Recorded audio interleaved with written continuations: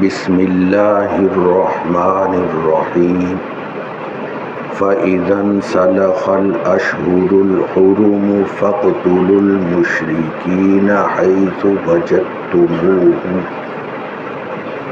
وَخُذُوهُمْ وَاحْصُرُوهُمْ وَاقْعُدُوا لَهُمْ كُلَّ مَرْصَدٍ فَإِن تَابُوا وَأَقَامُوا الصَّلَاةَ وَآتَوُا الزَّكَاةَ فَخَلُّوا سَبِيلَهُمْ إِنَّ اللَّهَ غَفُورٌ رَحِيمٌ صدق اللہ العظیم۔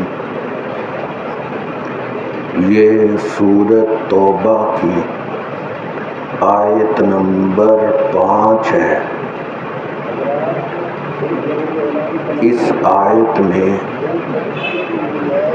ان لوگوں سے جہاد اور قتال کا فوری حکم ہے جنہوں نے عہد شکنی کی تھی، مشرکین مکہ وغیرہ، کہ انہوں نے عہد کو توڑا جو صلح حدیبیہ کے موقع پر ہوا، اس کا توڑنا ہی فتح مکہ کی وہ وجہ بنا، مکہ فتح ہونے کی۔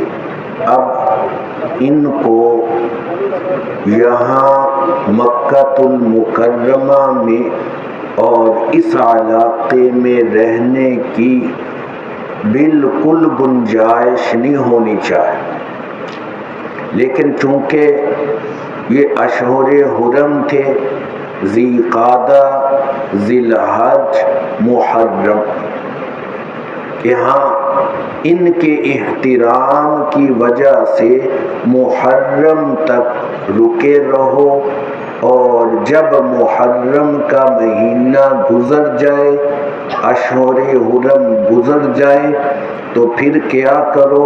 فَاقْتُلُوا الْمُشْرِكِينَ، مشرکوں کو قتل کرو جہاں پر بھی ان کو پاؤ، وَخُذُوهُمْ، اور پکڑو ان کو، وَاحْصُرُوهُمْ، اور گھراؤ کرو ان کا، وَاقْعُدُوا لَهُمْ كُلَّ مَرْصَدٍ، اور ہر ایسی جگہ بیٹھو جہاں سے ان کی طاق اور ان کو کے اوپر نگاہ رکھی جا سکے، تو ان کو یہاں سے نکال دو۔ یہ حکم تھا۔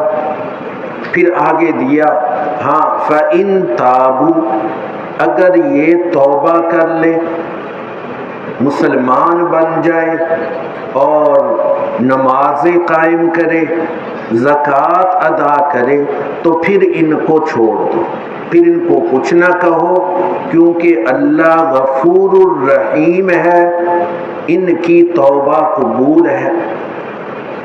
چنانچہ جو مشرک مسلمان ہو گئے وہ مکہ میں ہی رہے، ارد گرد میں ہی رہے، نہ ان کو پکڑا گیا نہ قتل کیا گیا، اور جو نہیں ہوئے ان کے ساتھ یہ حکم تھا۔ جب حضرت ابو بکر رضی اللہ تعالی عنہ نے اپنے زمانے میں مختلف فتنوں کے اٹھنے پر مقابلہ کیا، تو ایک فتنہ اٹھا کہ وہ زکوٰۃ کا انکار کرنے لگے کہ ہم نہیں زکوٰۃ دیں گے۔ حضرت عمر رضی اللہ تعالی عنہ نے کہا کہ ابھی اور بہت فتنے ہیں، اس فتنے کی طرف ابھی توجہ نہ کی جائے۔ حضرت ابو بکر رضی اللہ تعالی عنہ نے یہ آیت پڑھ کر ہی تمام صحابہ کی تسلی کروا دی کہ جس طرح اور مرتد ہیں، زکوٰۃ کا انکار کرنے والے بھی مرتد ہیں، ان کے ساتھ بھی ابھی قتال کیا جائے گا اور ان کو مہلت نہیں دی جائے گی۔ جس پر تمام صحابہ مطمئن ہو گئے، تو معلوم ہوا کہ سچی توبہ کس کی ہوگی؟ جو کلمہ پڑھ لے، مسلمان ہو جائے اور نماز بھی قائم کرنے لگے، زکوٰۃ بھی دینے لگے، وہ شخص مسلمانوں کا حصہ شمار ہوگا۔ اور اگر وہ دین کی باقی چیزوں کا انکار کرے، وہ مسلمان نہیں، وہ غیر مسلموں میں اور مرتدین کے اندر شمار ہوگا۔ اس پر آیت کی تفسیر مکمل ہوئی۔ حق تعالی شانہ صحیح تفسیر